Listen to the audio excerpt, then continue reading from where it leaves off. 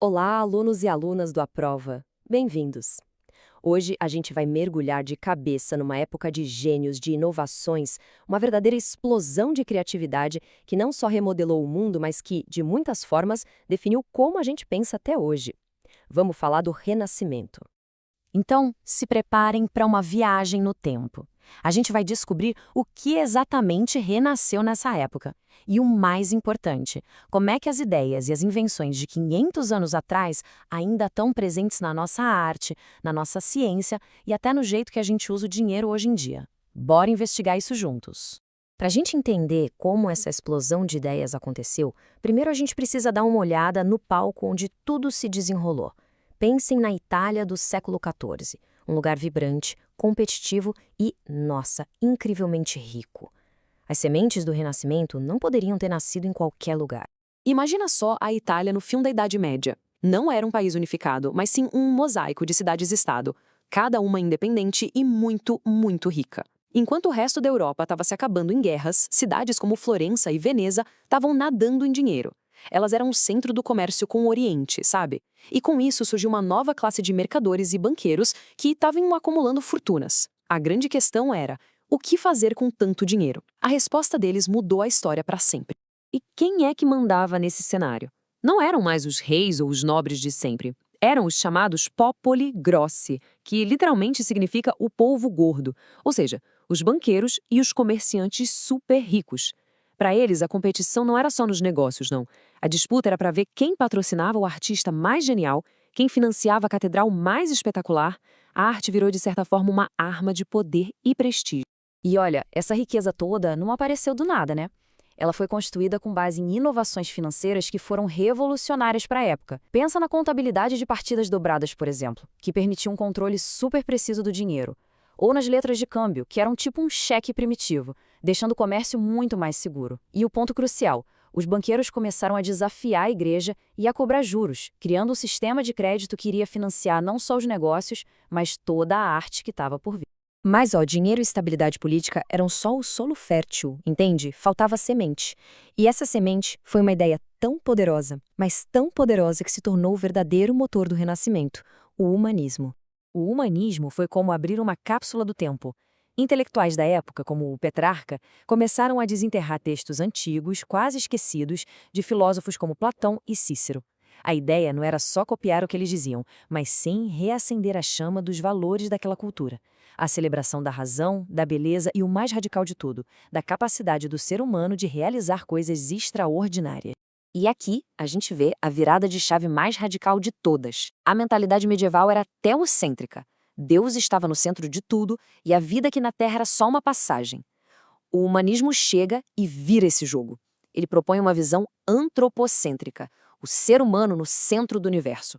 De repente, as realizações em vida, a arte, a ciência, a criatividade, passaram a ter um valor imenso por si mesmo. E claro, essa nova filosofia exigia um novo tipo de educação. O objetivo não era mais formar apenas teólogos focados no divino.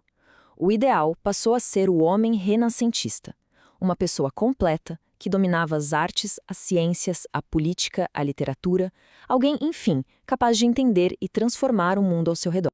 E olha, em nenhum outro lugar essa nova celebração do ser humano ficou tão visível, tão palpável quanto na arte. Foi uma verdadeira revolução visual. A diferença é gritante, como a gente pode ver aqui na tabela. A arte medieval era quase sempre religiosa, com figuras achatadas, meio simbólicas. Já a arte renascentista, uau, ela explode em temas. Mitologia, retratos de pessoas reais e, o mais importante, uma obsessão em capturar a realidade de forma fiel, com profundidade em 3 dimensões. E para conseguir esse realismo todo, os artistas desenvolveram técnicas revolucionárias. O Filippo Brunelleschi, por exemplo, redescobriu os princípios matemáticos da perspectiva linear. Isso permitiu que os artistas criassem a ilusão de profundidade numa tela plana. O chiaroscuro, aquele jogo de luz e sombra, dava volume e peso para as figuras. E pela primeira vez em séculos, artistas como Leonardo da Vinci e Michelangelo começaram a fazer dissecações para estudar a anatomia e retratar o corpo humano com uma precisão científica nunca vista antes. E aqui está o ponto crucial. Essa arte espetacular não existia por si só. Ela era financiada pelo mecenato, Famílias poderosas, como os Médici, lá em Florença, investiam fortunas em artistas. Para eles, era um investimento estratégico, uma forma de transformar ouro em honra, prestígio e, claro, muita influência política. Mas essa revolução não parou nas telas e nas esculturas, não.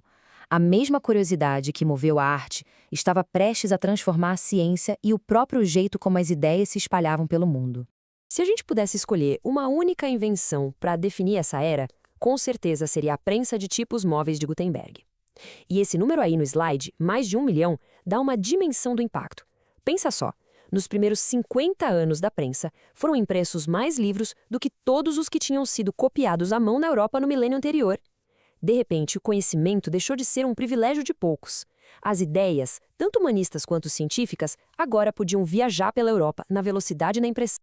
E as ideias que se espalharam foram bombásticas. O espírito humanista de observar o mundo e questionar as autoridades levou a um despertar científico. O ano de 1543, por exemplo, foi marcante. Andreas Vesalius revolucionou a medicina ao publicar um livro de anatomia baseado em dissecações humanas de verdade, corrigindo séculos de erros. E no mesmo ano, Nicolau Copérnico publicou a sua obra que colocava o Sol e não a Terra no centro do universo. Isso desafiou a visão de mundo da Igreja e lançou as bases da astronomia moderna. Tá, legal. Mas e aí? Por que tudo isso importa pra gente hoje?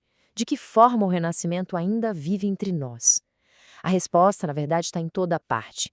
O legado do Renascimento é fundamentalmente o nosso mundo moderno. Pensa bem, o método científico de observar, experimentar, testar, nasceu ali. A ideia de uma educação completa que une artes e ciências é um ideal renascentista. Nossos bancos, nossa diplomacia, a própria ideia do artista como um gênio criativo, tudo isso tem raízes bem fincadas nesse período tão transformador. Então, fica aí uma reflexão para a gente.